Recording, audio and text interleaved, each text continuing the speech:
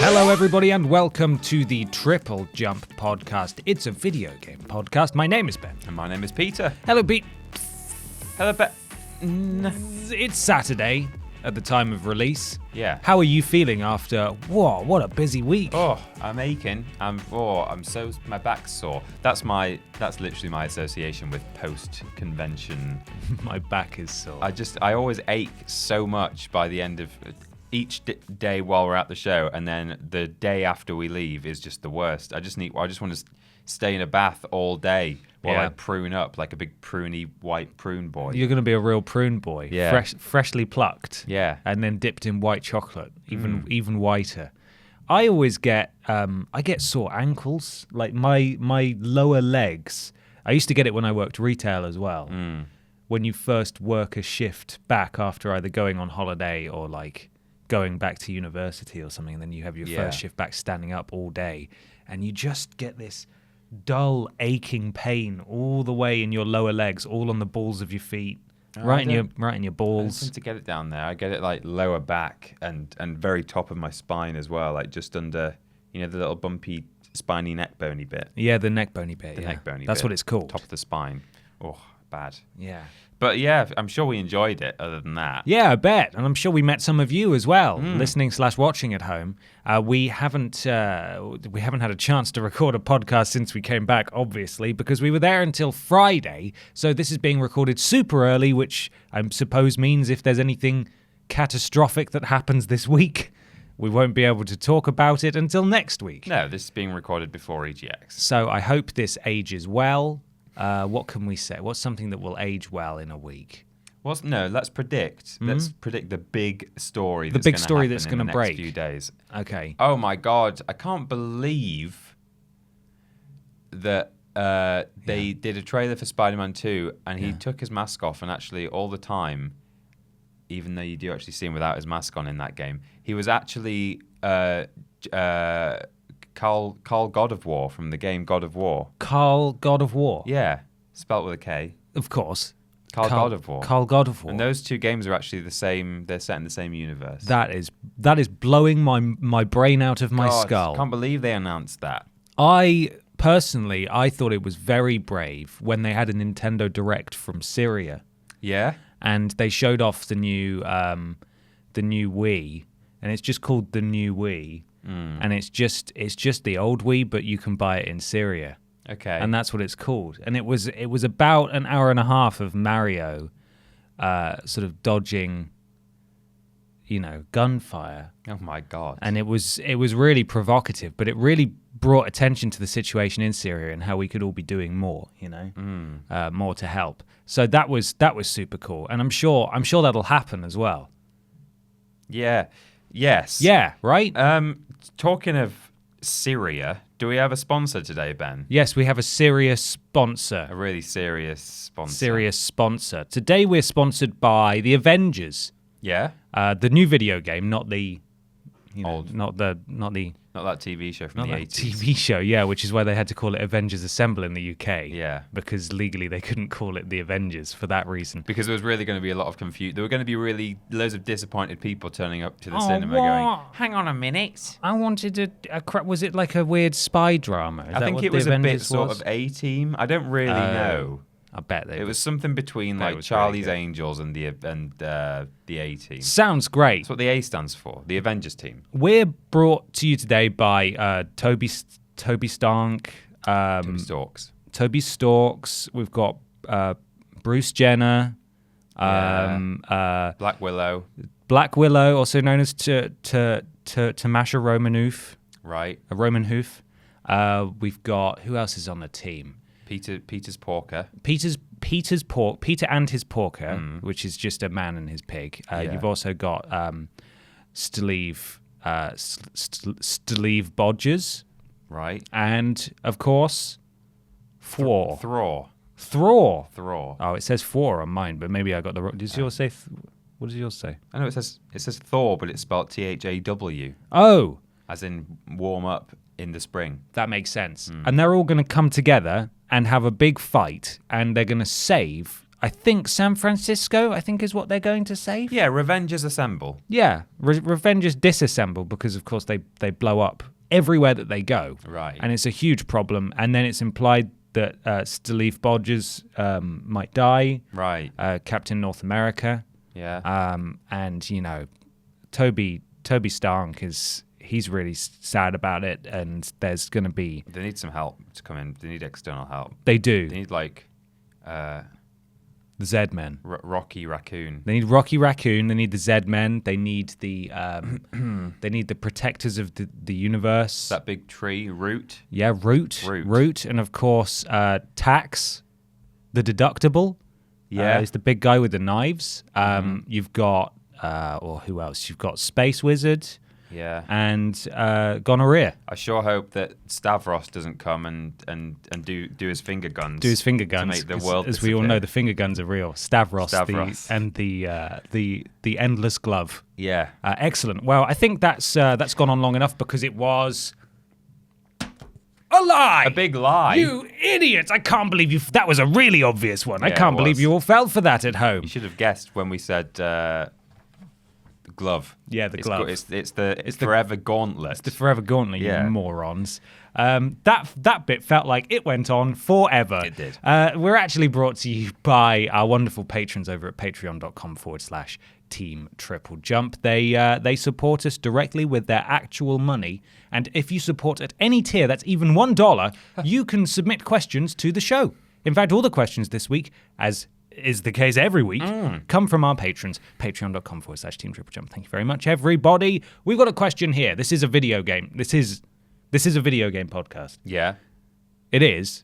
Is it? No, it is. It is. I know we've talked about Syria and the what did we call the them? Revengers. The Revengers, yeah. Disassemble. Disassemble. Well, should we read the first question and see if this turns out to be a video game related question? I think that proves your hypothesis. It's from an Olympic gold medalist, Victoria Pendleton. Victoria Pennington. Pennington. Yeah, Victoria Pennington. What does Victoria say? Morning or afternoon, boyos. Morning. It's morning.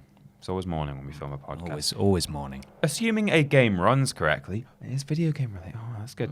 Are there any factors that would make a game unplayable to you, along the lines of soundtrack, visuals, acting, or writing? Let's pretend this is a world where you couldn't just turn the sound down. Hope you will enjoy at time of recording / have enjoyed at time of release, EGX. Oh. All the love, much best and thanks, it says. Thank you, Victoria. That sounds like a T-shirt from China that you get. Yeah, it does. Much best and thanks. Much best and thanks.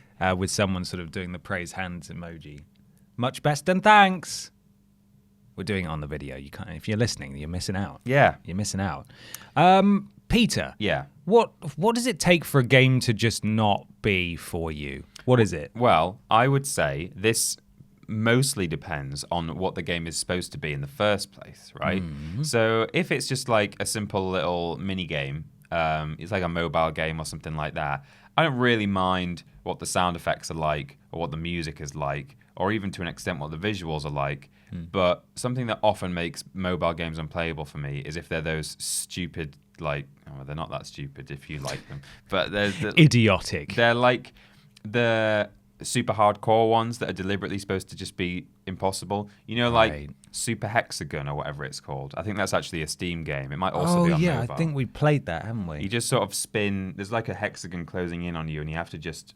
All you do is rotate around the center point as all these walls come in towards the middle and dodge around. But the whole point is that it's like really, really difficult. And for me, that's not normally what I want to play, like a simple either mobile game or, you know, a basic indie game on Steam for. So in that respect, you know, that's what makes those games unplayable. But then, like, on the flip side, a game where, you know, there's a proper narrative, maybe it's like a third person or first person, you know, single player story campaign thing, like that definitely comes down to, I think for me, voice acting is a pretty heavy like factor.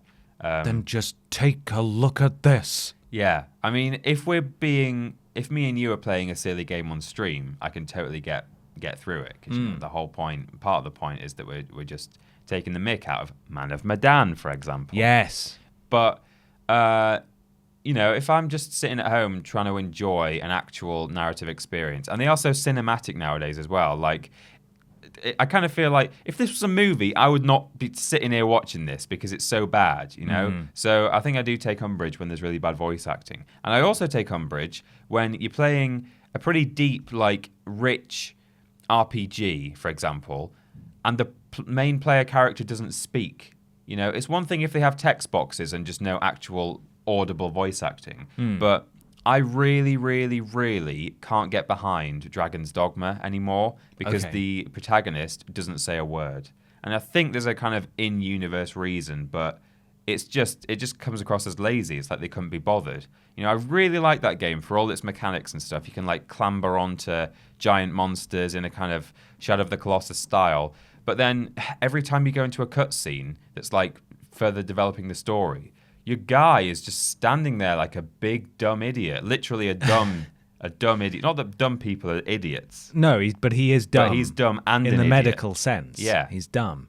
No, I totally get that. I think that's weird too. That was a huge problem I had with Metro Exodus at the start of the year. Oh yeah, was that the protagonist does not speak apart from he speaks in loading screens. Yeah, but he doesn't say a word any other time, and people react to you as if you're speaking, which is just so weird, and it takes you right out of the experience. It's a design choice that makes no sense at all. Right. I think some games, like Persona 5, for example, they get away with it because your character doesn't speak. He says things occasionally in battle, like certain words, but you do get to pick dialogue options a lot of the time, and then people react to that. So there's, you know, that is a design choice there. They didn't want to have a voice actor because they wanted your voice to be in your head, you know, for you. Metro Exodus, though, that made no sense. No, I think it's stupid when games do that. It's weird. It's almost you can't do it right either. With when you choose to just have a person who's not speaking, it's weird to have people responding to you as though you did. But it's also really weird when you're this like super famous hero who's walking around. People say stuff to you, they look at you, and then they go, "Ah, the quiet type, huh? Yes. Well, here's what you need," and then they just send you on your way. It's so strange. Yeah, the quiet type. That's dumb. So for me, in terms of a game being unplayable to me, I've gone more the route of not what makes a game so bad I don't want to touch it. It's what makes a game just sort of literally unplayable, like something I just don't want to play. Red Dead Redemption 2, as we've spoken about before, is one of those. And I do actually have this problem with almost every Rockstar game I've ever played. Yeah, me too. I really struggled to finish GTA 5, for example, just because it's too big. Yeah. There's just too much. There's too many distractions, and I'm not saying that that's a bad thing. I'm just saying for me personally, Red Dead Redemption specifically, especially as there was, there's no taxis, there's no. I'm sure there might actually be cheats. There's probably little coaches you can ride. Yeah, possibly. Anyway. You can't get in on like a super bike or get a helicopter or drive places and stuff. You literally got your horse. It's really slow. It takes ages to get around.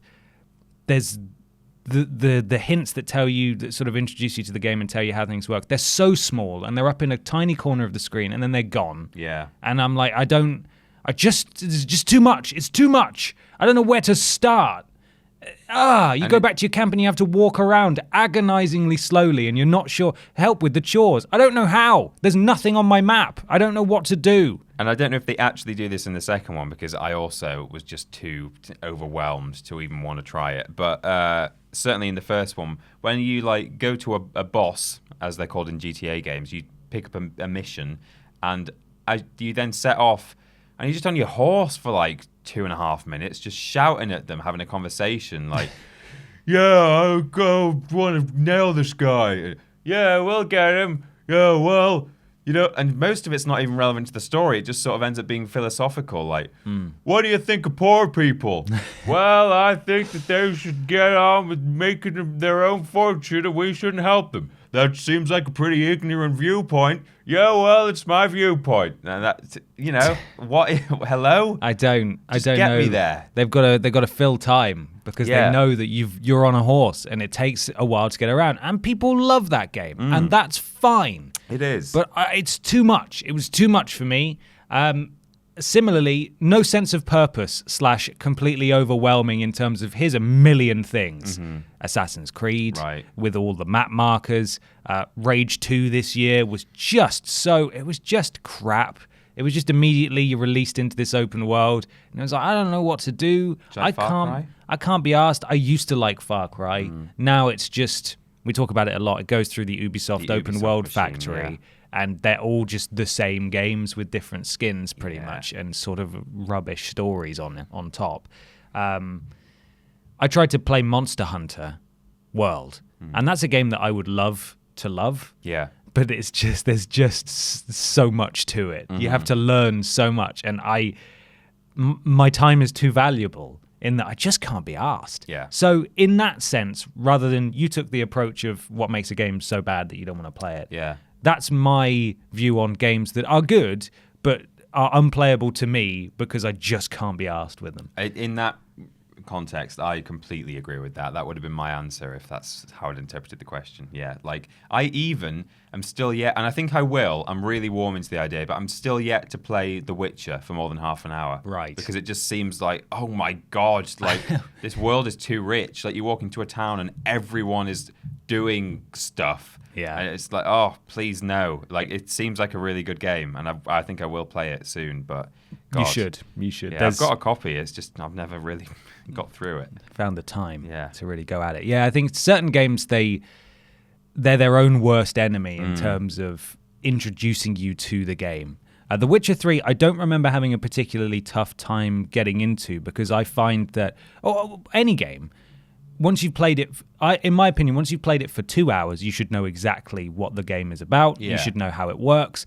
You go into a town where everyone's doing stuff in The Witcher, and then you can go into any town in The Witcher and know exactly what you're looking for in terms of map markers and quest icons and the usual layout of stuff and how it works. But the game's got to do a good job of introducing that to you first. And some games are phenomenal, but they do a really bad job at sort of easing you in. So only players who will stubbornly stick at it, or who just subjectively really like the game, are going to experience it. But they turn. I'd love to love Red Dead 2. Yeah, I really wanted to like it, but it just was too much. I think that was my issue with The Witcher 3, is that my first session with it, I think I did have only like 30 minutes or 45 minutes, and then I had to like stop for some reason. I had to like go out, or and that wasn't quite enough. Like all I could think of then when I would, came back, or the next day when I was free in the evening, was, I could put The Witcher back on and continue that. And I was like, there seemed like a lot to do when I turned it off. And then, I almost felt like I was sitting down and looking at my chore list, Right. But if I just probably got over a bit of a threshold, it probably would have, properly grabbed me by the gonads. Yes, that's it. That's what it would have grabbed you by. Thank you very much, Victoria, for that question. It's now time to move on to a section. It's groundbreaking. You've never heard it before. It's called What We Playin. Oh.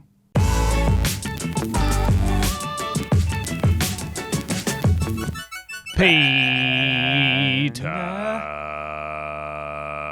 What are you playing? Okay. Borderlands 3. Oh, yeah. Vaughn is the best character in that game. He's Vaughn. from Tales from the Borderlands, Vaughn. Yeah. And he was sort of he started off not as a weak character, but as a lesser character, and then sort of grew in popularity and, in significance as it went on. Mm-hmm. And he's just, I think there's so much of what makes Borderlands great is down to the voice acting. Right. Handsome Jack's voice actor made that role his own. Yeah. And that's why he's so iconic. And they've tried to do that again in this game with various people. And I'm not saying the voice acting is bad, but there are certainly characters who it's just like some of the stuff they say is just not delivered convincingly enough to make you believe that character is ridiculous. Whereas the stuff that Vaughn comes out with, he's an ex-Hyperion, the corporation. He's an ex-Hyperion accountant. And when he ends up on Pandora during the events of Tales from the Borderlands, he adopts the bandit lifestyle, and now he's a bandit war chief. Mm-hmm. But he's just so over the top. Like, he's a small man who runs around in his underpants, wears a cape, and he's always talking about how sculpted his body is because he's always doing push-ups and stuff like that. Right. And he's just, the stuff he comes out with, it always makes me laugh. it's just I'm trying to think of an example to give, but with no context, it wouldn't work. But No. there needs to be more Vaughn in this game for sure.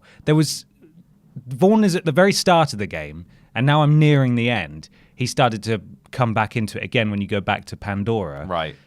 But I was really sad that he wasn't on the ship as a constant fixture because he's so good, and it makes me so mad because I've had to put up with characters who are just not as good for the whole game, who do not have the same impact. And I think Gearbox maybe overestimated the popularity of some of their more established characters. Yeah. And sort of lent on them quite heavily. It's easily done, though, isn't it? It is, for sure. But Vaughn, and in particular his voice actor, it's just so good. He's so good. Everything he comes out with. And I want to see more Vaughn in that game. When the DLCs come out, I want there to be a DLC that's just about Vaughn. It's a bit like Rick and Morty. You know, the producers of that thought they'd identified, this is what people love. This is how we should do it. And they then deliberately tried to start preempting the memes. Pickle Rick. Yes. I'm going to go right there. But that's not really what it was about. No. I don't think. You know, there's some really subtle characters and like episode ideas that are actually, that's what makes that show or certainly what used to make that show great. You know, I'll be intrigued to see what it's like when season 4 comes out, or whatever it is. Abradolf Linkler. Yes. Might make a return. He might. Used to say. Yeah. Pickle Rick might never show up. If they don't make a joke about how awful Pickle Rick is God, at some please. point, then they've completely missed the point there. But yeah, Vaughn, Borderlands 3, outstanding. Huge fan. Obviously, we'll have both played a few things at EGX this week, and there'll be some videos. Hopefully, some of them will have gone out already. And I don't want to talk about specifically what we're going to try and play, just because we might not be able to. Yeah. But so there'll be stuff outside of what we're talking about now that we've played this week, but we're recording early. Peter, what have you played? We finished on Thursday. Detroit Become Human. Detroit, yes. Detroit. And because it's only been like a few days since we recorded our last podcast, that's pretty much all. I actually played a little bit more trying, but I've now properly put that away because I only want to enjoy the rest of it as a threesome, as it were. Sure. But yeah, we finished Detroit. Wow, that game, man. It's pretty, I don't know, it's pretty heavy, isn't it? Some stuff happens in it. It sure does. It's David Cage's best game. Yeah, I mean, I really enjoyed it, and I'm not normally a David Cage fan. David Cage. Yeah.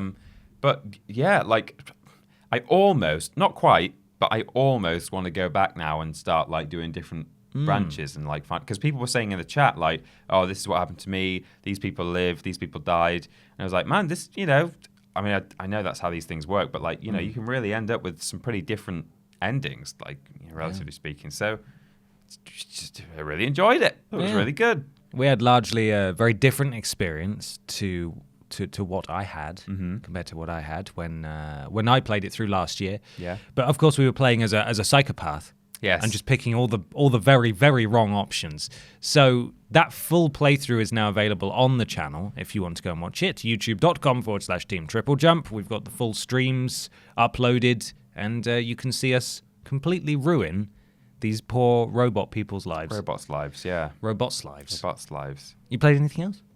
Yeah, other than Trine, which, still enjoying, but I kind of don't want to say too much about it because we've got to play it together at some point, and I want to keep it all ready like a delicious like a Christmas pudding, like a delicious Christmas pudding. I don't want to set the Christmas pudding on fire before you're in the room. Christmas pudding is a garbage dessert. It is, isn't it? It's gross. The only good thing about it is that you set it on fire, which is cool. And then you might get some money in it. Yeah. Except we stopped putting money in ours in our family about 10 years ago. Yeah. Because my brother had braces and he bit into a 10p piece or a 50p or something and broke 50. I hope it's not a 50p. It might have been a 50p. No, I think it's 20p. Okay. Silver coin, isn't it? I think you put in some kind of crappy silver coin that you played parlor games with. I think he broke a one of the wires on his brace. Jesus, I think. Not that anyone has braces anymore. We could start putting money back in, but but money's, no one eats it. money's valuable. You can't be put. It's Brexit soon. You can't be putting money in Christmas puddings. There's only 2 people in the family who want it anyway. It's Christmas pudding. well, that's the thing, right? It's October. We shouldn't really be talking about Christmas yet because it's illegal. We could be arrested. We could actually, yeah. But I strongly believe that Christmas pudding, much like religion, will probably die out with our parents or Brussels grandparents sprouts as well, maybe. Yeah. Who are they for? Because it's Christmas. Who are they What do you for? mean? You don't have to, just because it's Christmas, you don't have to eat the thing that you don't like. Stop it. Give it up. Stop it. Anyway. Yes. Okay, well, it's time to move on to another question. This is from Rexy Adar. Merry Christmas, everyone. You have a crappy Christmas. Yeah, that's what we think. So much. Didn't mean to start reading that, like I was about to start some sort of country song. Oh, I thought you were accusing Rexy of being some sort of nerdy. No, not at all, Rexy. Sorry, I just started reading it weird, and then I had to commit to it, and then pull out, and now we're having this weird conversation about it. Thanks. No, let's try this again. Okay. It's from Rexy Adar. There's so much negativity in the world today, and a lot around our beloved video games. But what do you think is the best and the most positive things about the gaming world? Anyway, thank you for the amazing content and for making me laugh through a difficult time. Love you, boys. Hope you're doing okay, Rexy. You're welcome, Rexy. Yeah, get happy better soon, one or the other. That's how it works. Or both. Yeah, get happy better soon. That's a nice question. I think there's some good things that come out of video gaming. I don't. Oh. I think it's all bad. Right, well. Unless it's good. Move on to weird news then. Yeah. No, that's not. No, okay. Charity. That's one thing that gamers are pretty good at. Yes. Not necessarily have to see the statistics to see whether they're significantly better than other people at it, but they're certainly good at doing that charity stuff. Yeah. We have done we did a Jingle Jam slot on the Yogscast last year. Yeah. I'd like to think we might do one this year, completely unconfirmed, so don't take that as anything. But, they always raise actual millions of dollars. Actual millions. Every year. Mm-hmm. They've saved all the whales. They've saved all of the bees. They've ended polio for whales and bees. They've ended polio in Wales, the country, and bees. Yeah. Bees too. They have done that.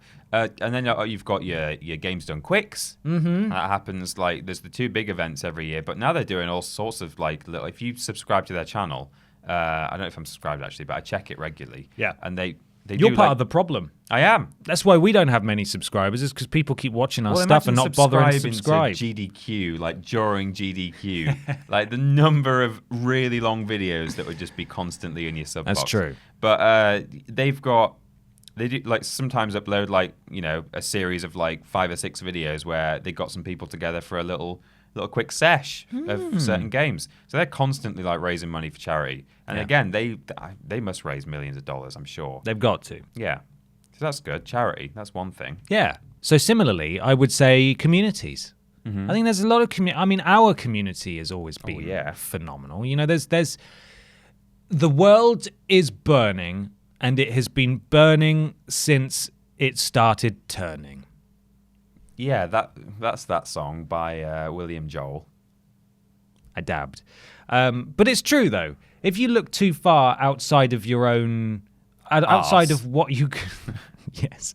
Outside of what you can control, it's so easy to be overcome with existential despair and dread. Because the world's an absolute horror show, but it's always been a horror show. It's just that we're more acutely aware of it than ever before because of technology. But technology can also be a good thing. Yeah. It's specifically video games. So even within the world of video games, yes, you look at your 8chans, you look at your THQ Nordics, and you think, God, what else are they going to buy? Mm-hmm. And what other questionable message board are they going to do a Q&A on? And you can think, God, what's the point in games? They make me sad. Yeah. Why can't people be nice to each other? But if you just find the right place, and you can settle in with like-minded, lovely people, as we are fortunate enough to have done, then that's a good thing. You can only control so much in the world, and I think it's important not to try and be a force for good, but not to get too bogged down with feeling overwhelmed by the amount of bad. No. So just try and, as I said, surround yourself with the good stuff if you can. And it doesn't mean that you have to bury your head in the sand. No. Because that's not good. You should always be aware of what's going on, and as I said, be a force for good. But just try to ingratiate yourself in a community of loving, nice people who share similar values. And I think that's something that we try to foster. And I think that goes for communities that follow various streamers and content creators all over the world. Yeah. Some are a little bit more, promote gambling to children than others. But we don't do that here yet. Give us a call, though. Yeah, if you want to be our first real sponsor. Give us a call, though, if you want us to promote gambling to kids. We are Fred Juniors. We are Bet Freddies. Yeah. We are willing to bend our morals a little bit. The other thing that's good in games is that I would say, on average, games are getting better. Yeah. The games are getting better. They are. You will always have your favorites, and some games will always be bad, but every year there's almost guaranteed to be a really, really good new game. True. And that's why we're here, isn't it? Let's all hold hands around the world and talk about Resident Evil 2 Remake. Yeah, let's do John Lennon stuff. Imagine all the Resident Eleanor Evils. Rigby. Yeah, Eleanor Rigby. Lives in a church where she plays on her PlayStation 2. In an octopus's garden. I think video Yeah. games teach you stuff as well. Do you? You learn stuff from video I know games. more about guns than I have ever Well, wanted to know. Yeah, I mean, some stuff maybe you're not that particularly keen to learn about, and you just it osmoses into your head. I learned a lot about armor as well, although I do have a question for you, and I know that you'll probably know the answer to this. Right. In Oblivion, Yeah. you know the armor you can get for your tum-tum? Yes. How do you pronounce that? I think it's just sort of curious. Okay. Because I've never heard it out loud. No, I don't. And I'm not sure internally, I either. was thinking, surely it can't be queer ass, can it? I don't think it's queer art. You don't think that it's queer I ass? don't think so. Okay. I might be wrong. Because Oblivion taught me what it was called, but it did not taught me how to pronounce it. It did not taught you out loud how to say it. No. On the other hand, though, some games did teach us stuff out loud. My go-to example that I kind of can't get away... I was trying to think of another example, but I learned a little bit of Spanish from Resident Evil 4. In your life. In my life. I've never been taught a word of Spanish in an academic institution. We didn't learn it in our school. Well, you could, but I chose different languages. But I just, from playing that game, know that aquí means here. Right. Or possibly there. Mm-hmm. Here, I think. Here. Del Lago means from the lake. Great. Los Ganados means the cattle. Right. Yeah. What does bocadillo mean? Bocadillo? Yeah. I don't know. What's that? I don't know. Oh. That's from my Spanish lessons. It might be sandwich. Oh, okay. It might be. I don't think anyone eats a sandwich. You're almost a Jill bocadillo. Bocadillo and patatas fritas. Yeah. That's chips. Right. Patatas fritas. Yeah, I think so. That sounds about right. Makes sense. But, other stuff, you just learn about, like, if a game is historical and it's, like, reasonably accurate, you learn stuff about the way people lived or, the names of kinds of carriage in Victorian England. Resquiacat in Pace. Exactly. All this kind of stuff. And sometimes I'm playing like Trivial Pursuit with the family or something like that, or we're watching a quiz show. Which 17th century Italian town? And I come out with an answer, and like my mum will look at me and go, "How do you know that? It's Monteriggioni. How did you know that? What are you talking about?" And I'm like, "Oh, well, sometimes these video games teach us things, Mum." What was the currency of 17th century Monteriggioni? Florins, isn't it? It's Florins. Florins. To the point that even gamers have skills that are like particularly special. Do you remember that very specific example that people quite often pull out of the bag, which is that a load of biologists hired gamers to do protein folding Are you aware of this? This isn't folding at home, is it? It might be. So basically, there are these like they're essentially 3D puzzles. Oh, okay. They're to do with like the way that proteins are folded in real life in biology, and, like biochemistry, and like biologists like are trying to like they sort of try and like work out how the structures work or like how to fold them or unfold them or something like that. And I think they created a game where they uploaded loads and loads of these proteins, and then gamers were just tasked with like, unfold this. This is what unfolding means. Do it on this. It's like undoing a knot. Yeah, kind of. Yeah. And gamers were like able to do these tasks that like biologists and presumably computers were struggling with. I guess it requires a bit of creativity, and computers weren't very good at doing it. Special gamer brains. Yeah. And like literally just a bunch of gamers like helped out with this aspect of biology. Which is pretty cool. You know, that does actually... It's different from what I was thinking of, but that's another force for good. That back on the PlayStation 3, in the early days, there was a free app added. I can't remember if you had to download it or if it was just on the PS3 as standard, but it was called Folding at Home. Okay. And what it would do is I'm going to look it up exactly so I can get it right. Okay. But basically, you would just, if your PlayStation 3 had some downtime and you weren't using it, you could just leave Folding at Home open. And it would use the power of the PlayStation 3, which was significant, to solve various things, which I'm now looking up. Oh, maybe that might be. Maybe I'm conflating the two, but I had it in my head that it was like the sort of the skill of the gamer. They were able to like almost solve these biological puzzles, but that also rings a bell. Here we go. They just used the power of the PlayStation as like computing power, didn't they? So Folding at Home is a distributed computing project for disease research that simulates protein folding, computational drug design, and other types of molecular dynamics. The project uses the idle processing resources of thousands of personal computers owned by volunteers who have installed the software on their systems. Its main purpose is to determine the mechanisms of protein folding, which is the process by which proteins reach their final three-dimensional structure, and to examine the causes of protein misfolding. This is of significant academic interest with major implications for medical research into Alzheimer's disease, Huntington's disease, and many forms of cancer, among other disease. To a lesser extent, Folding at Home also tries to predict a protein's final structure and determine how other molecules may interact with it, which has applications in drug design. There you go. That's probably what I was thinking of. But I'm sure maybe I read an inaccurate write-up of it somewhere, and then I just took it as gospel because it was on the internet. It's entirely possible. But either way, that's a good thing. Yeah, those are good things. I might just check like how accurate my theory is that gamers were actually somewhat involved in doing something. But in any case, yes, that's cool. That's great stuff. There are some forces for good, Rexy. I hope that helps. Yeah. As we've said, the world's bad.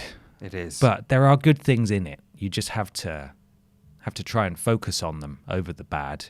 I'm not going on Twitter as much anymore. No, I know I find not looking at the BBC News Twitter feed and then why do I do it? And then clicking and looking at the responses out of almost a morbid curiosity to see how awful humanity can be today. Right. And I'm always so disappointed.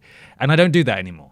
And that's a big step in being happier on the internet. Just take some time away from it sometimes. Yeah, absolutely. Can confirm both of these things are true. Hey! Fold It is an online puzzle video game about protein folding, and essentially people who have the highest scoring solutions of like folding these proteins, the solutions are analyzed by researchers who determine whether or not there is a native structural configuration, in brackets, native state, that can be applied to relevant proteins in the real world. Whatever that means. But yeah, both of those things, your console and the player, are helping doing folds. Well, there we go. There's a force for positivity in the world. We can all better ourselves by being gamers. Being gamers and coming together and holding hands around the world. And that's good. And it's not bad because it's good. Yeah. Yeah. Okay, well, now it's time for some news that's weird, but let's not judge it too harshly because it could just be different. And different is sometimes good. It's just misunderstood. Good is not bad. It's time for misunderstood news articles. Right.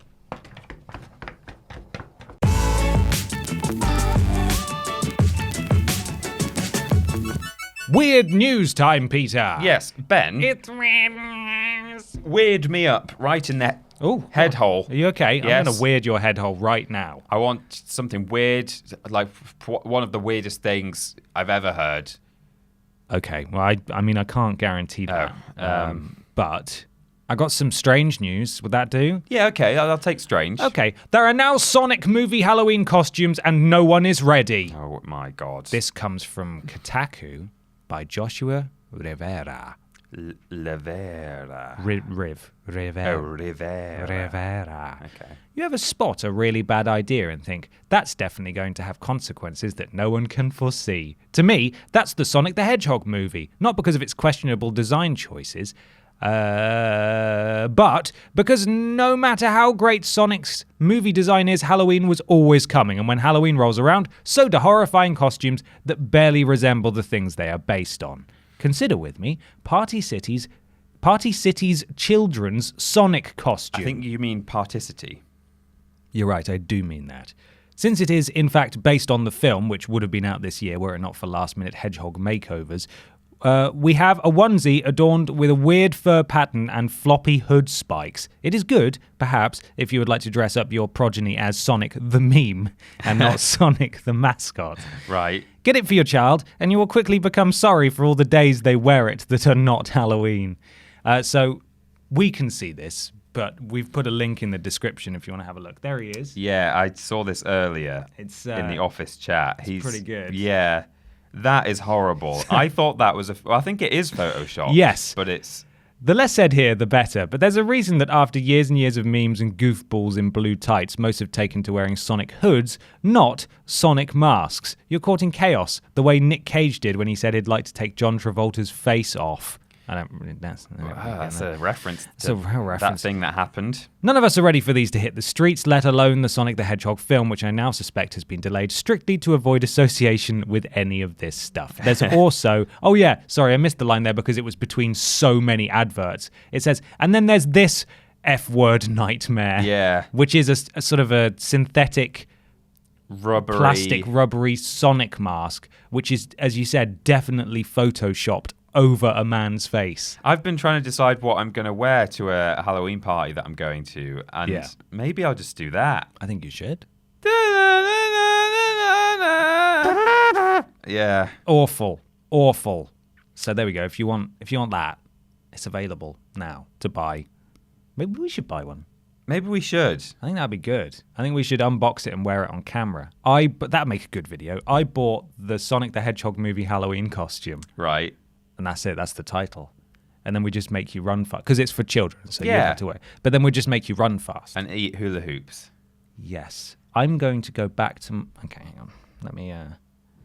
Remind me in half an hour to look up the price for the Sonic the Hedgehog movie Halloween costume. Okay. Okay, I'll remind you. There we go. I'll have a look. No promises that will happen, but it's there now. Weird me. This is just slightly weird. It kind of makes sense, but it's still weird. Okay.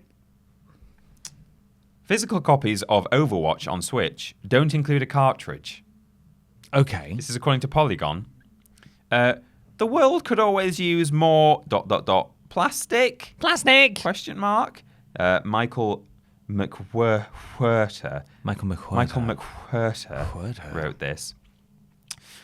If you're planning on picking up Overwatch for Nintendo Switch this week, it's out on Tuesday, October the 15th, by the way. Oh, yeah.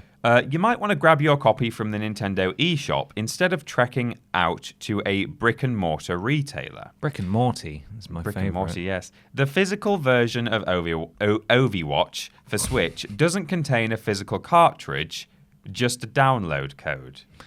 Right. So when I first read this headline and the subtitle that said, I just sort of, my eyes scanned over it and I saw the words, the world could use more plastic.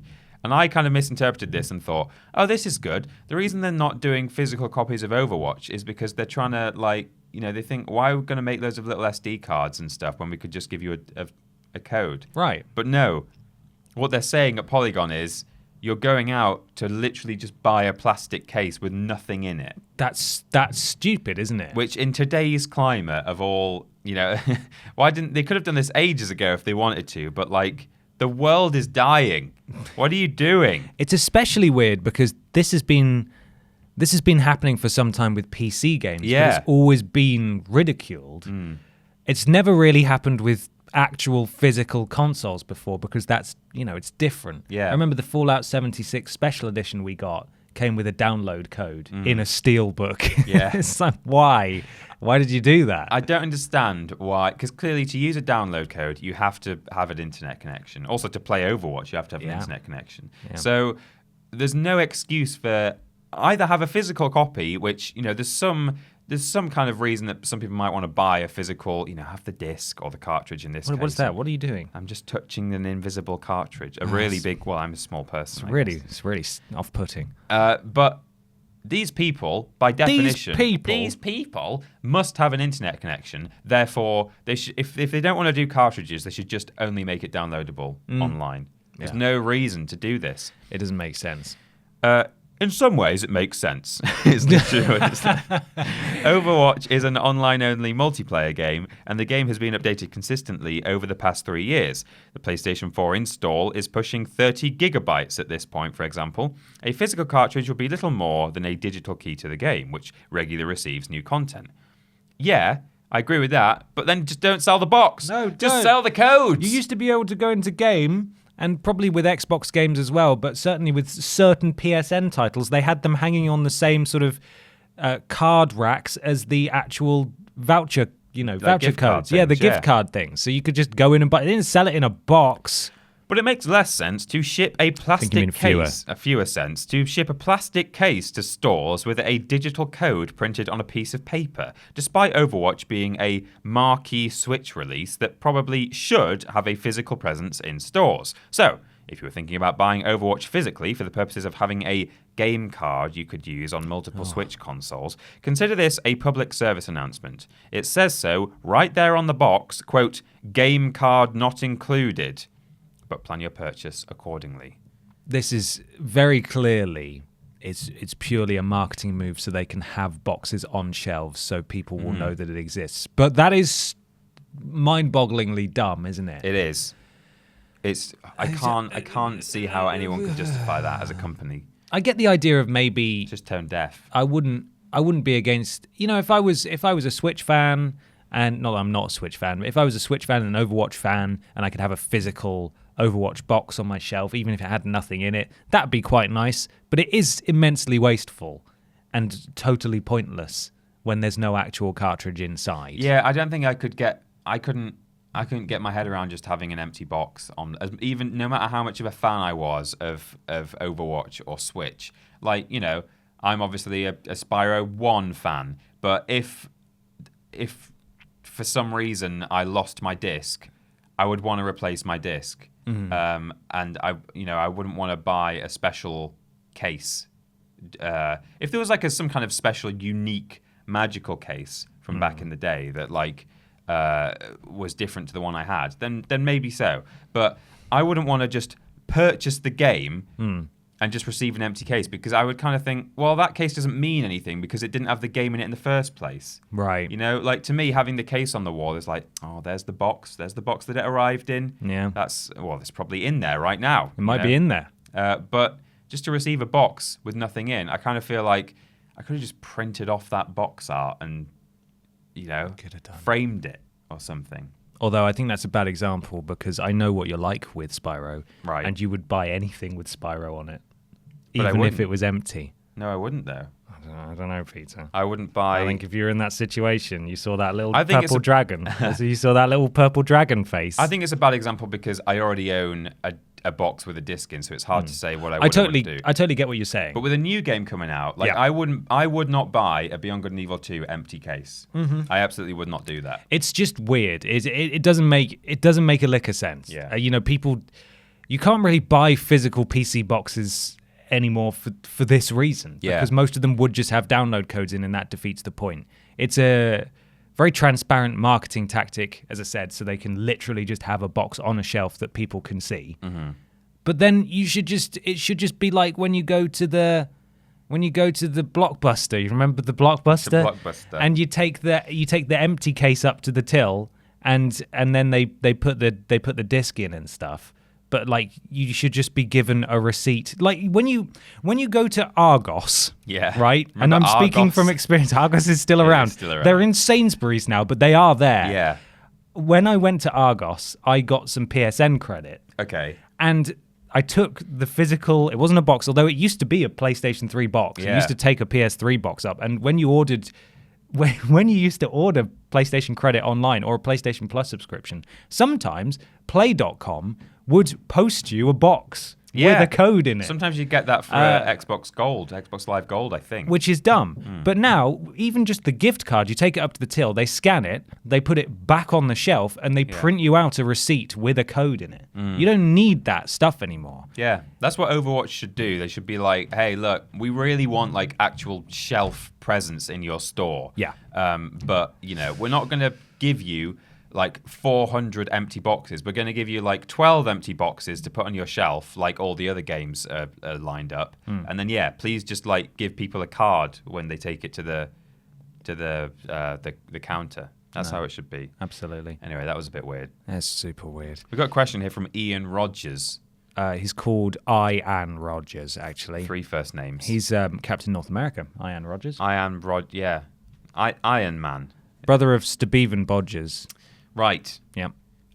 When playing a game through for the first time, which difficulty do you play it on? Do you go for easy and enjoy the ride? Do you go for the hardest difficulty for the challenge? Or do you go for normal, like a chump? Whoa. It says here, apparently. A friend thought I was stupid for playing Uncharted 1 on the crushing difficulty on my first playthrough, but seeing all those trophies pop at the end gave me an intense tingly feeling. Unless you were playing on the PS4 version, in which case it might be different. Crushing difficulty is actually only unlocked when you finish it on hard. Oh. Yeah, I think you're right. So, actually, we're just joking, Ian. That is true though, but we're not really. It's because you called us chumps. Because normal, right? Of course. Yeah. I have a couple of examples where I didn't though. Okay. I played through Dark Souls on baby mode. There's no difficulty in Dark Souls. There's no difficulty option in Dark Souls. All right. There's an article from the same guy at the same publication every time From Software releases a new game that's titled exactly the same, that literally says, should such and such game have an easy difficulty. Right. And it's the same thing verbatim, and they only do it to get anger clicks. Right. Because people post about it like, oh, look how stupid this article is. He's done an identical story for Dark Souls 3 and Sekiro. Right. They're so similar. They've got pretty much the same headline. And when someone sent it to me earlier in the year saying, what do you make of this? I looked at it and I thought, this looks familiar. So I searched his name, and he wrote an identical one for Dark Souls 3 as well. Right. So it's so transparent. It's just hate mongering. You know, that's something negative in the games industry. It for is. sure. It's stupid. Anyway, that doesn't have a difficulty mode. Batman Arkham City. I was really looking forward to that game. And I got a nice version with a Batman in it. Yeah. With a physical Batman. Oh my God. Yeah, it wasn't even they took the Batman out of the game. So Yeah. there was no Batman in the game anymore. It was just an empty Arkham. It's just a floating camera that goes around Arkham. And then I got Plastic Man instead. I played that through on the hardest available difficulty right off the bat. Oh, did you? Yeah, but I went all in for that game. There were various pre-order skins, and I really wanted the animated series one because I grew up with the animated series, and I love the animated series. But I ended up getting the Frank Miller, The Dark Knight Returns Batman, which is old Batman. Older Batman, I should say. And so I actually went out and bought the comic, the graphic novel, to read. I could be aware of who this guy was properly. So I was looking forward to this game. I was ready for it. Sounds like it. So I played it on the hardest available difficulty that actually stripped out the prompts for reversing attacks and stuff. Oh. And I've got to say, I didn't really struggle with the game just because I learned from day one that this is how the game is played. Right. And I had a fantastic time. I really did feel like Batman. Yeah. Because I was able to tell when people were about to hit me. You had to keep your eye on... Yeah, rather than without just prompt. The massive, my bat sense. Yeah. Whoops, my anarchy symbol. Whoops. So that was one time where I didn't do it on normal. The other time was I played Wolfenstein 2 on normal and then slowly, progressively dropped through the difficulties just because that game is so unfairly hard. Yeah. It's so unbalanced, that game. Unbelievably so. Fantastic game, but it's so bloody difficult. Yeah. Those were two times where I didn't go normal, but normally. Normal. Yeah. I'm the same. It's not. I don't know if it's really a thing nowadays, and I've been racking my brains for an example. We've had these questions chosen for this podcast since yesterday evening, so I've had all night and all morning to think of an example, and I'm sure this is a thing, and maybe you'll be able to think of one. Once upon a time, if you played games on easy mode, they would sometimes not have certain sort of features available. Time Splitters, is that what you were going to say? Yeah, maybe. Time Splitters 2, that first level had an entire bit where there was like a spaceship you went on and stuff. But if you played it on easy, you didn't get that. That's the sort of era I'm thinking of. Yeah. Maybe it was Time Splitters. No, you're right. I haven't thought of that for a long time. So I got into the habit of always playing stuff on normal. I mean, I probably would have done anyway, but like especially with that in mind, you know, in the kind of PS2 era, thinking, well, I better not put it on easy, like even if I wanted to, because I'll miss out on actual game content. Yeah, it's true. Since then, even though I don't think that's not really a thing anymore, I always play on normal. I'd never play on hard to begin with because for my first run of a game, I just want to get through it. Like I just want to enjoy it. I then sometimes will, go onto hard for a challenge if I enjoyed a game that much and want to play it again and really get into it. Yeah. But on the other hand, sometimes if I just want to play a game through for more sort of story purposes, I'll actually just switch it down to easy, just so I can run through and enjoy the narrative again.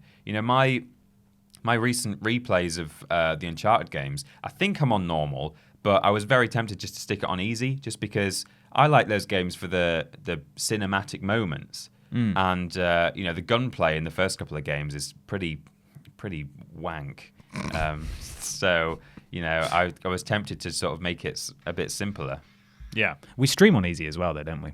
Yeah, usually. we do. Just because it's just, you want to experience it, you want to show off the game, you don't want to be dying a lot. You don't want to keep looping things for an audience who aren't even playing with you. And getting frustrated as well. Yeah. It takes a lot to do that. Dark Souls streamers and stuff put themselves through a lot. Yeah. And try not to get too mad. Exactly. I also actually, sometimes I do that on Skyrim and Oblivion. They don't have like specific settings. They've got a slider for difficulty. Have they? Not when you start the game. I think when you start, it just goes in at normal. But if you pause the game and go on the gameplay options, you can slide the difficulty up and down. And occasionally, it depends sort of what kind of playthrough I'm doing. If I want to do it for the gameplay, and we all know that Skyrim has some fantastic swords combat. It is the best combat I've ever seen. So if you're playing through for the gameplay, as long as you're protected with your queer ass, of course. Yes, I would leave it as it is. But if I'm just sort of doing a bit more of an RP kind of run, that means rotten potato. Receive pronunciation. Then sometimes I knock the difficulty down a bit, so I can run around. I can just stab bandits. If I want to play as a bit more of a badass, especially when you're sneaking around and like you slash someone in the dark, you do 3 times damage, but because you're level 2, they still don't die. I kind of feel like if I snuck up behind someone, I don't care how skilled or unskilled I was with a sword, I would probably be able to kill them. Sounds like a prove it to me. Yeah, okay. But yeah, so sometimes I'll knock that down, almost for kind of realism purposes. Yeah. Yeah. Excellent. Well, I certainly do, Ian, understand your intense tingly feeling for getting all those trophies at once. But I wouldn't, for the same reason I'd play through as you do with your first playthrough on normal, just to experience and enjoy the game. I try not to look at the trophies anymore unless I'm specifically playing a game for trophies. Yeah. I like to play through a game just at my own pace. And if I get towards the end, I might have a cursory Google just to see if there are any trophies that are locked out at certain points and try and be mindful to get those while I can. It's so if, I don't have to do another playthrough if I don't have to. But otherwise, yes, getting all the trophies at once is nice. Yeah. It's pretty cool. Peter, it's time for a huge discussion. I mean, we're already running long. This is going to be... It's going to be a big discussion, probably. We got a lot of material to get through, so let's move on to a big discussion. Let's.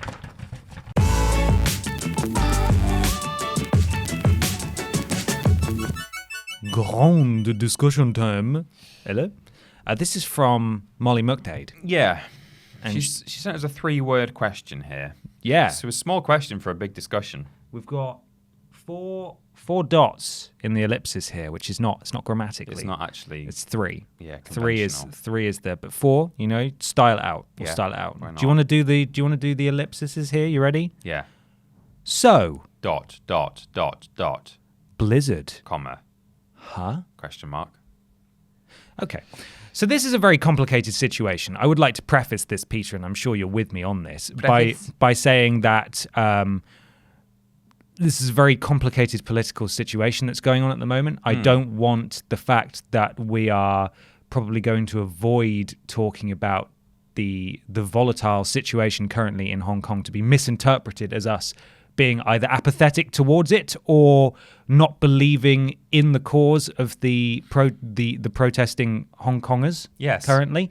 But just in the interest of relevance to a video game podcast, we're going to provide a quick summary, according to The Guardian, as to what is actually happening in Hong Kong before we move on to talk about how that is affecting Blizzard at the moment. Yeah, the video game related aspect. We're not here to talk about, on our video game podcast, the political state of Hong Kong. No. And I think I speak for both of us when we say you go, girls and boys. You go, girls and boys, absolutely. Go do your thing. TripleJump stands with you. Without a doubt, but yeah. We're here for the video game aspect. Yes, we is. So this is going to involve a little bit of reading out loud. Read aloud in front of the class, just because, I'd rather quote directly from a source before we give our opinions on things. Yeah. So this is taken from a Guardian article that's literally titled, what are the protests about? What the hell is going on? What the hell is going on? Would you like to get this first bip? Yes.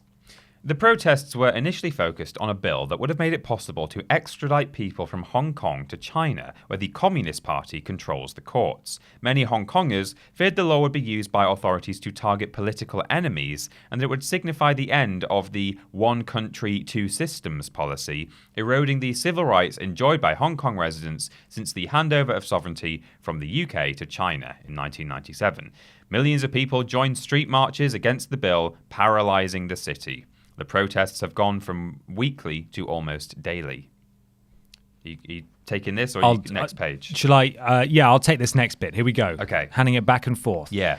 The heavy-handed response from police, including violent clashes and the use of tear gas and rubber bullets against demonstrators and the blinding of a woman in one eye, prompted the movement to adopt wider pro-democracy goals. The extradition bill was suspended by the territory's chief executive, Carrie Lam, in mid-June, but protesters want it officially withdrawn. In addition to demanding Lam's resignation, the protesters are calling for the complete withdrawal of the proposed extradition bill, the government to withdraw the use of the word riot in relation to protests, the unconditional release of arrested protesters and charges against them dropped, an independent inquiry into police behaviour and implementation of genuine universal suffrage. So, that is, in the most basic of terms, what and why happening is B2 doing in the Hong Kong. In the Hong Kong. We know that we have viewers / listeners who are either based in Hong Kong or from Hong Kong, so we hope that you are well and safe. And please, we hope it goes your way. Please keep it up if you can and are safe to do so. Yes. Now, we move on to Kotaku, because in the wake of the events of what is happening in Hong Kong currently, various, specifically US-based companies have been getting into hot water. Yes. Because they have vested financial interests in China, and so any person that is perceived to speak for them, who speaks in favor of what's happening in China, has been basically punished by China. The company's been punished by China for that person's actions, which has caused these US companies, many of them, including Blizzard, and this includes the NBA as well, I think, to sort of backpedal and force an apology, and it's been perceived as sort of bowing down to a totalitarian, very nasty government. Yeah, what they've really done is upset both sides, because they've either expressed things or had things expressed on their platform that are sort of pro Hong Kong and their Chinese business affiliates have been upset by that, then said company, Blizzard, for example, have publicly sort of said, "Oh no, we're not doing pro-Hong Kong stuff. Oh, that's bad. Down with the Hong Kong protests." Yay, China. So then they've upset their audience, who are mostly, I think, pro-Hong Kong and democratic. And then, because of the upset, they've done a lot of backpedaling, a lot of these companies, and now they've kind of upset China again, but not really won round their audience in the first place. We can be more specific with this Kotaku article. Yes. So let's talk about Blizzard. As we said, this is taken from Kotaku. Yes. Should we alternate paragraphs? Yeah, okay. That could be fun. Yeah. In as much as this can be fun. Right. Should I begin? Go for it. Multiple groups are in the process of organising protests set to take place outside BlizzCon, the annual convention held by game developer Blizzard in response to its suspension of a Hearthstone player for expressing support for Hong Kong during a live event. Take one look at the internet right now and it's pretty apparent that people aren't happy with Blizzard after it suspended Hearthstone pro Blitzchung, I think that's how you say his username, and stripped him of his prize winnings at the Asia Pacific Grandmasters for wearing a mask and saying, "Liberate Hong Kong, revolution of our age." Fans and industry pros alike have been vocal about their disapproval of the move, which they see as Blizzard backing down in the face of Chinese economic pressure. Blizzard has since partially reversed its decision, returning Blitzchung's prize money and cutting his suspension down to 6 months. However, it still intends to forbid players from speaking about politics at its events. Already, the Protest BlizzCon subreddit is awash with sternly worded condemnations of Blizzard and the Chinese government, as well as creative protest ideas. Moderators Adrian and Thompson are planning to adopt some of those, many centering around the Overwatch character Mei, I think. Yes. Who has become a symbol of resistance in Hong Kong. Thompson said the protests will likely feature shirts, banners, and flyers that have memes, images, and art of Overwatch's Mei supporting Hong Kong. We have one Mei cosplayer and we are trying to support we have one Mei cosplayer we are trying to support and get to BlizzCon to protest Blizzard and support Hong Kong outside the Anaheim Convention Center, he said. We are looking into ideas on how to donate or fund her into getting here or there. Yeah, somewhere. So that's the gist of what's going on at Blizzard. At least they've pissed off everybody by not only seemingly siding with China, but also by taking action against their own player base. Yeah. I couldn't believe this when I first heard about it. So their argument for why they refused to give the prize money to Blitzchung, as he called? Yes. And suspended him was you're not allowed to talk politically on at our events, all right? You're not allowed to express political opinions. Now, that may be so. Maybe that's always been in the rules, and, they're just saying, well, look, it's in the rules, that's what you're supposed to do. I don't think the punishment for having done that should be, we're going to take the money off you that you've won fair and square in our competition. It's just very thinly veiled, I think. Like, it's so blatant that they're really trying to make an example of this. Yeah. I don't know if there's precedent for, someone once made a political statement before and we took their money off them and suspended them for a long time, or if that's just, this is the first major case of this happening. If that's so, they could have done something a lot more lenient if it was just a case of, look, you're not really supposed to be political on here. But it's not that, is it? It's that they do have business partners in China. Yeah. And they were like, well, we're going to come down on this guy like a ton of Overwatch empty cartridge cases. Nice. Yeah. It's money over ethics is what it is, ultimately. But I think in a similar way that the people of Hong Kong are protesting for their rights, I don't think Blizzard realized that actually their player base and their supporter base are going to put up with this. Yeah. We've already seen, and there's a few bullet points up it here, we've already seen that many players have deleted their accounts and stopped streaming Hearthstone and other Blizzard games like Overwatch. Mei, who you mentioned earlier, has purposefully been made a symbol of the Hong Kong resistance in an effort to get China to ban Blizzard products, to sort of punish Blizzard. So it's backfiring in a major way. And one of the mission statements for Blizzard was it every voice matters? Yeah. And people who work at Blizzard, there's a tweet that's gone viral where people who work at Blizzard are furious about this as well, because it's not their decision, it's higher ups.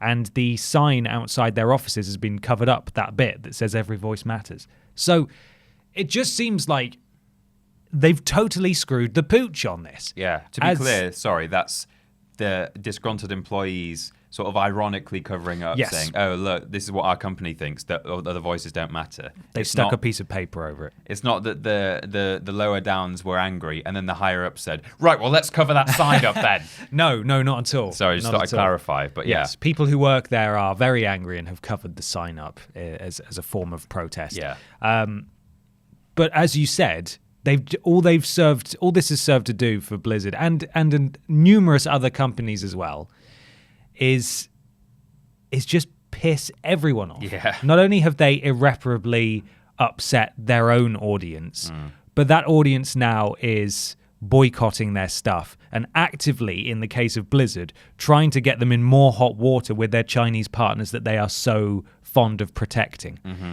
And it's very clear, if you have any kind of conscience or sort of moral compass, that the people of Hong Kong are doing the right thing and are being treated so horrendously by the Chinese government.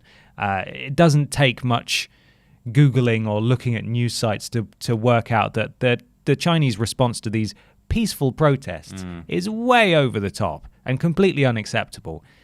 And so any decent, I would have thought decent person would be able to sort of vote with their conscience a little bit, and say, maybe we should side with our own audience over this. I think Epic actually came out and said no one will ever be suspended or banned for talking about politics and that kind of stuff. But they've really fluffed it here. I think some of the protests aren't as peaceful, but I think that's partly in response to how the peaceful protests have been treated by the police. Absolutely. And I know we said we wouldn't talk about the political side, but there is significant evidence that Chinese police have infiltrated the protests as protesters to make it seem violent, which is not surprising at all.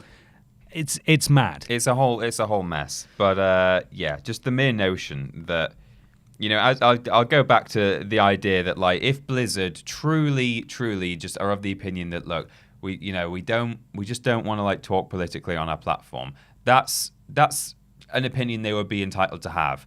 But I think the way in which they came down on this guy was just so out of proportion, and they were clearly making an example of him. You can't say you said a Hong Kong thing at our event, you're not having your money.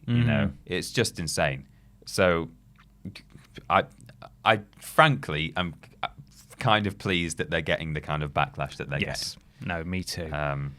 Me too. I hope they get in trouble with their Chinese partners, because now May is a symbol of the Hong Kong resistance. Yes. Yeah. 100%. They've actually offered a very weak apology, which is where they said that they were giving him his money back and stuff. But and only reducing his suspension. Yeah, they're reducing it. They're not outright sort of letting him back in again. Yeah. And there's conflicting reports about the fact that he may have actually been fined the amount that he was due to win. Right. So I don't know if that's been lifted or if there's any truth to that, but it's just Activision Blizzard is not the most popular company in the world anyway. No. And you would have thought the Blizzard aspect would be the shining beacon. But in the wake of the BlizzCon last year with the is this an out of season April Fool's joke and stuff, all the big companies seemingly have been slowly losing more and more credibility. Bethesda, EA have always been rock bottom. Yeah. Activision have not been great. And now Blizzard, who obviously are very, very close to Activision as the same company, it's just... I feel like they're trying to one-up each other. It seems that way, doesn't it? Who can do the most controversial, unpopular thing? Me. Yeah. No, me, says EA. No, I'll try. I'll do it. Go on Reddit. See if we can take EA's record for the most downvoted Reddit post of all time. Well, there we go. I don't think there's much more we can say about that. We just sort of wanted to cover the situation and acknowledge it at least. Yeah. We've tried to give a sort of a decent overview, but it's very complicated and it's not something we can really get into. So I'd recommend going and doing some reading, perhaps. Yeah, other doing people your own research and making your own opinion. better informed than we are. I think there'll be people out there who can really give you the ins and outs. But that's our take, and that's our understanding of it. And as we said, we hope the people of Hong Kong, specifically those who may actually be hearing this, who listen to us and watch us, we hope you're safe and we hope you're well. Yeah. And please look after yourselves. And we wish you the best and hope this all gets undone. Mm-hmm. Yeah. 100%. Peter. Yes. Where can people find us? We are at Team TripleJump, almost everywhere you could possibly look. Yeah. Except on Hearthstone and Overwatch. We've been banned. Yeah. YouTube.com, we haven't. We have not been banned from any Blizzard. We never joined. No. YouTube and Twitch, Team TripleJump is where you can see our content. We're on Twitter and Facebook at Team TripleJump. We've got social media man, Luke Eldon, who's looking after our Facebook for us. And likewise, Lord Brotovich and Cecil Prumps look after the chat when we're on YouTube and Twitch doing our streams. Thanks, guys. Thank you. We've got a Patreon. It's patreon.com/Team TripleJump. You can ask questions on this podcast. You can get into a special Discord room, which is bit.ly/Team TripleJump. We've got a mod over there. That's Jack Bradshaw. He's our Discord mod. If you want to listen to the audio version of the podcast, it's play.acast.com/s/TripleJump. And the website is triplej.mup. We've got a store and things. It certainly is. If you would like to follow us on Twitter, you can do at @PeterAustin, @confused_dude, and on Instagram at @PeterAustin and @BenPotter20. We do lists every Tuesday and Thursday. Streams every Monday, Tuesday, and Thursday. Monday and Tuesday being on Twitch. Thursday being on YouTube. There was no Thursday stream this week because we were at EGX. We were busy boys. Yeah. Worst Games is fortnightly. That's Friday for patrons, although this week is a Worst Games week, and it actually went out on Thursday for patrons of a certain tier. Same for next time as well. If you want to get it early, that's how you do it. It'll be out on Sunday for everybody else, so if you're listening to this on Saturday, we hope you enjoy it tomorrow, you freeloader. Yeah. Just joking. Just joking. Okay. Only joking. We love you.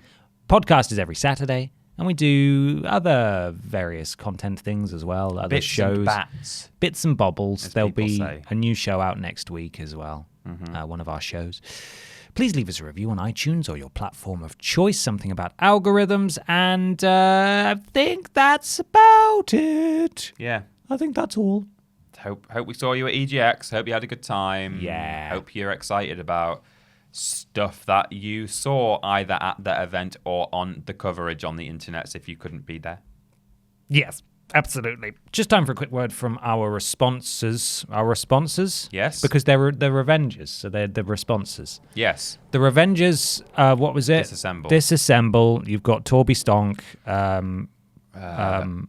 Blank Window. Rocky Ragtag. Yeah, Gonorrhea, Tax Deductible, Storblorb. The Baha Men. Professor Layton. Shaggy and Scooby. Horton Hears a Who. Yeah. Mona the Vampire. And definitely Sam Driver from Cultaholic. Sam Driver. I'm looking at him right now. He's suiting up. Yeah. He's suiting up. I can see him through the window. He's got the Brazilian flag in sort of sepia tone on one of his monitors. I wonder what he's working on. Some sort of sepia Brazilian project. Exactly, some sort of sepia Brazilian flag project. Yeah. Something like that. Anyway, thank you so much for listening, everybody. And we'll be back next week. Have a wonderful weekend. Bye. Goodbye.